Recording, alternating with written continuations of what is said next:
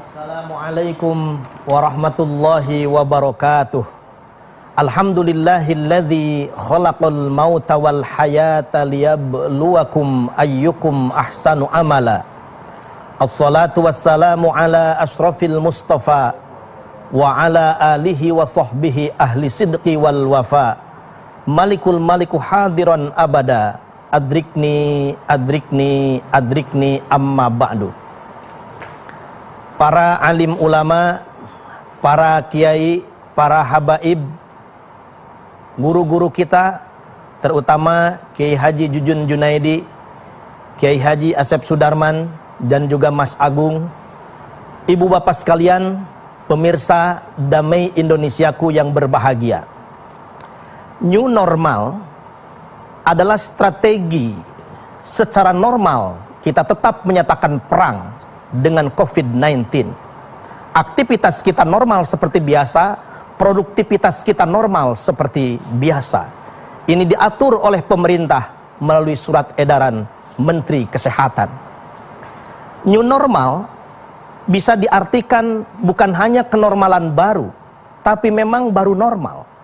Karena perspektif etika menyebutkan lebih baik baru normal dibandingkan baru tidak normal atau new anormal. Kita hidup dengan kenormalan baru normal di era new normal dengan prinsip new norma, normal tanpa L. Norma-norma baru apa yang bisa kita lakukan di tengah pandemi COVID-19? Secara utuh, sedikitnya ada 5 norma yang harus kita perhatikan, yaitu bio, psiko, sosio, spiritual. Pertama, tetap komitmen melawan COVID-19 secara biologis. Secara biologis, pemerintah telah mengatur kepada kita agar memperhatikan kesehatan dengan protokol kesehatan yang sudah ditetapkan. Tinggal kita ikuti, kita taati. Kenapa? Karena ini semua sesuai dengan apa yang dimaksudkan dalam maqasidus syar'iyyah. Menjaga, memelihara kesehatan sesuai dengan ajaran Islam. Memelihara, menjaga kebersihan adalah bagian dari keimanan. Kemudian kita memperhatikan lingkungan dengan menjaga tubuh kita dengan olahraga adalah bagian dari ajaran Islam yang sejalan dan sejalin dengan kondisi kita hari ini. Yang kedua, melawan COVID-19 bukan hanya dengan pendekatan biologis, tapi pendekatan psikologis. Karena kita semua sadar, kita, saya, saudara-saudara, dan kita semua disebut manusia karena memiliki 2 unsur. Unsur biologis dan unsur psikologis. Ada biologis, ada psikologis, ada jasadnya, ada jiwanya. Jasad tanpa jiwa, bangkai manusia disebutnya. Jiwanya gentayangan tanpa jasad, kuntilanak kita sebut. Selain kita punya jasad dan punya jiwa, kita punya akal, kita pun punya kolbu. Kita punya pikir, kita pun mampu berzikir karena kita punya iman dan juga punya ilmu. Maka untuk melawan COVID-19 ini, gunakan ilmu yang hebat, mantapkan dengan iman yang kuat, maka pasti COVID-19 akan cepat minggat dari kehidupan kita. Amin ya rabbal alamin. Yang ketiga, lawan COVID-19 dengan pendekatan sosiologis. Karena kita semua merasakan dihadapkan dengan dilema. Kalau kita bebas seperti sebelum ada COVID-19, sangat boleh jadi korban tidak terhitung lagi, dan itu termasuk pada kategori nekat atau bahkan bunuh diri. Tetapi sebaliknya, kalau kita mengurung diri, lockdown yang total tanpa aktivitas, maka produktivitas akan berhenti. Maka komprominya adalah pembatasan skala besar, skala lokal yang sedang dan terus kita lakukan sampai hari ini. Apakah tidak ada resiko? Setiap keputusan akan menyisakan risiko. Risiko yang pertama, kita tidak total memutus mata rantai COVID-19, dan faktanya seperti sekarang kita rasakan. Tetapi kalau total kita putus dengan lockdown, aktivitas akan terhenti, produktivitas akan terhenti. Sangat boleh jadi tidak mati gara-gara COVID-19, tapi banyak yang meninggal gara-gara kelaparan. Maka dengan pembatasan ini saja kita merasakan, ketika produktivitas kita, aktivitas kita terhenti, produktivitas kita terhenti, hasil panen petani juga tidak bisa dijual. Resiko PHK dihadapkan pada karyawan-karyawati kita. Kalau kondisi ini tidak disolusi, sangat boleh jadi kemiskinan akan semakin meninggi, kriminalitas kita tidak akan terkendali, bahkan terjadi kekacauan di dalam negeri. Na'udzubillah, summa na'udzubillahi min dzalik. Sampai di situ pemirsa, saya ingat pesan Syekh Sunan Gunung Jati. Ingsun titip tajub lan fakir miskin. Aku titip tajub masjid dan fakir miskin. Kemiskinan yang awalnya sudah terjadi bertambah dengan efek pembatasan aktivitas, maka orang-orang yang terkapar di pinggir-pinggir jalan merasakan pekik-ketirnya kehidupan, tidur beralaskan koran dan beratapkan awan. Orang-orang miskin baru ini harus kita sentuh. Ketika masjid tidak bisa kita makmurkan, maka datanglah pada fakir miskin, kaum duafa, anak-anak yatim. Karena kaki kita masih bebas merdeka, tangan kita masih bebas merdeka, kedua mata kita masih bebas merdeka, kedua telinga kita masih bebas merdeka. Maka hentikan slogan membantu orang lain. Kini saatnya langkahkan kaki, berikan uluran tangan kita kepada mereka sesuatu yang bermanfaat. Inilah hakikat beragama dan agama yang hakiki. Ara'aital ladzi yukadzibu biddin fadzalikal ladzi yad'ul yatim wala yahuddu ala ta'amil miskin. Dianggap bohong beragama kalau kita menghardik anak-anak yatim dan tidak memperhatikan kaum fakir dan miskin. Semoga ada hikmah di balik segala hambatan dan ancaman kehidupan yang sedang kita hadapi, semakin meningkatkan kepekaan sosial di antara kita semua. Pemirsa Damai Indonesiaku, dimanapun berada yang berbahagia. Yang keempat, setelah norma-norma baru biopsikososio, yang keempat adalah spiritual. Karena secara spiritual, berdasarkan kacamata keimanan kita, bagi hamba-hamba yang beriman, ketika ada situasi yang tidak mengenakan, hal pertama yang dilakukan adalah muhasabah, introspeksi. Apakah ini merupakan ibtila, ujian, atau ini merupakan azab dari Allah Subhanahu wa ta'ala?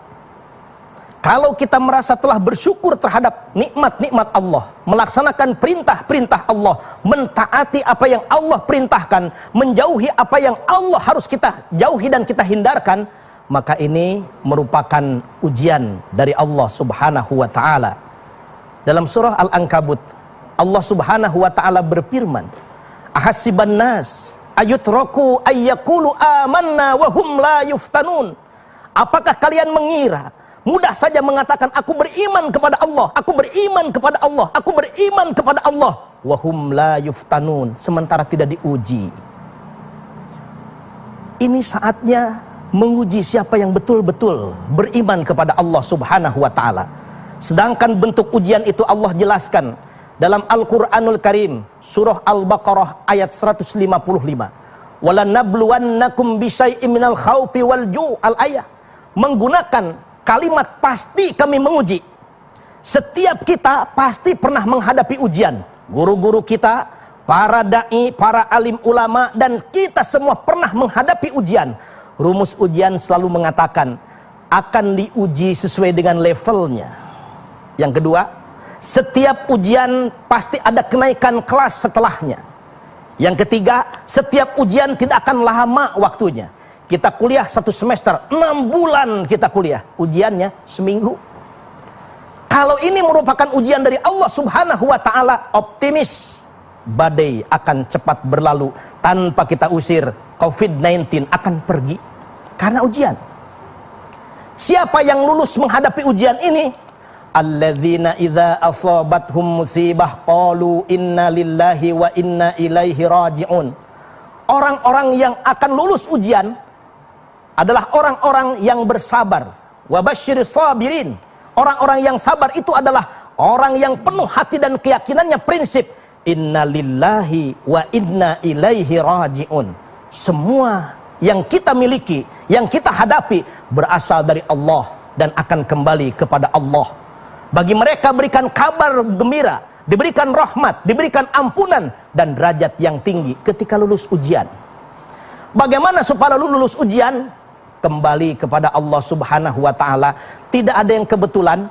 Dalam kitab Al-Iqna, Syekh As-Sarbini menyebut Allah Subhanahu wa taala menurunkan 104 kitab sucinya, diringkas jadi 4 kitab suci: Al-Quran, Taurat, Injil, Zabur. Dari 4 kitab suci itu diringkas menjadi 1 kitab suci, Al-Quranul Karim. Kitab Al-Quranul Karim itu diringkas menjadi suratul Fatihah. Surah Al-Fatihah itu diringkas lagi dalam lafaz Bismillahirrahmanirrahim. Bismillahirrahmanirrahim diringkas lagi pada lafaz basmalah. Basmalah itu diringkas lagi pada huruf ba-nya. Huruf ba itu diringkas lagi pada titiknya atau nuqtoh. Maka Syekh Mustafa Al-Gulayain dalam kitab Jami'ud Durusil Arabiyah ada belasan fungsi huruf ba. Di antaranya adalah ba itu menggambarkan isti'anah, permohonan kepada Allah Subhanahu wa taala. Maka Islam mengajarkan setiap amal diawali dengan basmalah. Kenapa? Syekh Nawawi Al-Bantani mengutip salah satu hadis baginda Rasulullah Muhammad sallallahu alaihi wasallam, "Kullu amrin dzibalin la yubda'u fihi bismillahirrahmanirrahim fahuwa abtar." Setiap amal yang tidak dimulai dengan bismillahirrahmanirrahim, maka terputus berkahnya dari Allah Subhanahu wa taala. Ini new normal, baru normal, kenormalan baru. Setiap memulai sesuatu jangan lupa basmalah, bismillahirrahmanirrahim. COVID-19 adalah COVID-19 karena munculnya pada tahun 2019 dan tidak ada yang kebetulan. Lafaz bismillahirrahmanirrahim dari huruf ba pertama sampai mim terakhirnya jumlahnya ada 19. Lawan COVID-19 ini dengan prinsip basmalah, falsafah basmalah yang jumlah hurufnya ada 19. Bapak Ibu yang dirahmati Allah Subhanahu wa taala, yang kita khawatir ini bukan ujian, tapi ini merupakan azab Allah. Kalau ini merupakan azab Allah, ingat Al-Quran memberikan gambaran kepada kita semua, tidak satu individu pun, tidak satu kaum pun yang pernah selamat ketika menghadapi azab Allah Subhanahu wa taala. Ingat adab yang ditimpakan Allah pada Kan'an, ingat adab yang ditimpakan Allah pada Qarun, ingat adab yang ditimpakan Allah pada Fir'aun. Mereka hancur lebur hingga masuk lubang kubur, diazab oleh Allah nan Maha Ghafur. Bukan hanya individu, kaum Ad, kaum Samud, kaum Madian, kurang hebat apa peradaban mereka, tidak berdaya ketika menghadapi azab Allah Subhanahu wa taala. Supaya ujian ini tidak berubah menjadi azab, maka ada amalan-amalan yang harus kita tingkatkan. Di antaranya adalah kasratul istighfar. Wa ma kana Allahu liyu'adzibahum wa anta fihim wa hum yastaghfirun. Allah tidak akan menurunkan azabnya kalau wa anta fihim, jika baginda Rasul masih bersama kita. Ketika beliau sudah tidak ada, masih ada generasi-generasi Rasul, yaitu cucu-cucu Rasulullah dan juga pewaris-pewaris misi Rasulullah. Al-ulama waratsatul anbiya, ulama adalah pemegang tongkat estafeta, pelanjut cerita dan perjuangan baginda Rasulullah Muhammad sallallahu alaihi wasallam. Wa hum yastaghfirun, dan perbanyak istighfar. Mudah-mudahan dengan kita istiqomah memperbanyak istighfar, memulai new baru ini dengan bismillahirrahmanirrahim. Nabi Nuh alaihi salam berlayar memulai perjalanannya dengan bismillahi majreha wa mursaha inna rabbi laghafurur rahim. Baginda Nabi Sulaiman alaihi salam memulai suratnya kepada Ratu Balqis, innahu min Sulaimana wa innahu bismillahirrahmanirrahim ala ta'lu alayya wa'tuni muslimin. Baginda Rasulullah menerima wahyu pertamanya adalah Iqra bismi rabbikal ladzi khalaq. Semoga renungan falsafah basmalah ini bisa menjadi solusi dari segala permasalahan yang sedang kita hadapi.